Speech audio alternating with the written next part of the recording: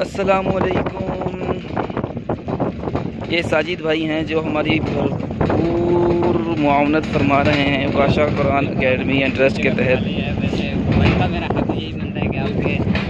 सैलाब से मुतासरीन लोगों के लिए खाना तकसीम करने में, राशन तकसीम करने में। तो ये इनके भाई हैं। आपका क्या नाम था?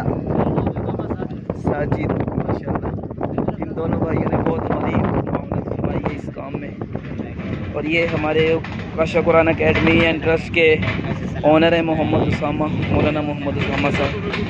माशाल्लाह इन्होंने ये काम शुरू किया है और इनकी वजह से बहुत से गरीब लोग जो हैं वो उनको बहुत फ़ायदा हो रहा है।